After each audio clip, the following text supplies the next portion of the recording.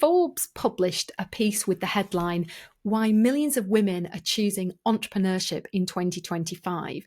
And it's essentially a story about women leaving traditional corporate roles in unprecedented numbers to pursue ways of working that give them the flexibility and fulfillment that rigid corporate frameworks can make really difficult for women and especially mothers.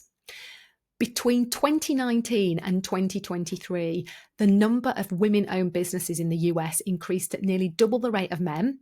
And that's according to the 2024 Wells Fargo Impact of Women-Owned Business report. And then let me share more research with you. Just last month, the University of Bath here in the UK published the results of a study of over 2,000 heterosexual partnered parents in the States, which found on average, mothers have 67% more tasks on their mental to-do list than fathers. So an average of 13.72 tasks for women versus an average of 8.2 among dads. The researchers found that mothers earning more than $100,000, remember this is with a US population, reported 30% less childcare and 17% less housework than those with a lower income, but that there was no less mental household labour because of their status. In short, mothers' physical household work is tied to their time availability and their income, but it has no effect on their level of mental load. So mothers who are in or on succession plans to go into a really senior role are carrying so much more than an equivalent father at the same level. And get this, another piece of research by the University of Bath looked at the behaviour of 6,000 married heterosexual households and found that mothers who out-earn their husbands take on an even greater share of housework than mothers who don't out-earn their husbands. This is absolutely crazy. And the researchers put this down to couples trying to compensate for deviating from what they describe as entrenched gender norms of the male breadwinner.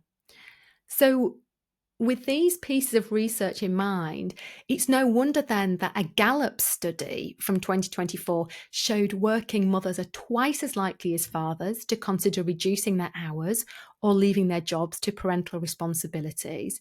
And then this ties in with recent data from the Leadership Impact Lab at Hult International Business School, which highlighted a gender gap in future career clarity between mothers and fathers. So in a nutshell, mums are finding it harder to imagine clearly their future career path, and they're also more likely than working dads to feel that their work reputation has suffered as a result of becoming a parent. These are real business issues, and it shows you why Anita and I, with Raising and Rising, are focused on mothers in particular. And these points that I just made about this research are things that Anita and I brought up in a recent free open session that we ran for HR people called What's Stopping Women Stepping Up? You know, we did this for free because we are determined to shine a light on everything mothers are carrying, which can get in the way of them taking the top jobs that they are capable of. And if you're curious, the recording is on talentkeepers.co.uk and there's a link in the show notes. So you can watch that and decide whether you want to share it with your HR team. You can share this episode, let your HR team, let your business leaders know what is going on. Even if you just share this one clip of me talking through the data, you are going to be putting a spotlight on the issues. You're going to be educating the people who need to know.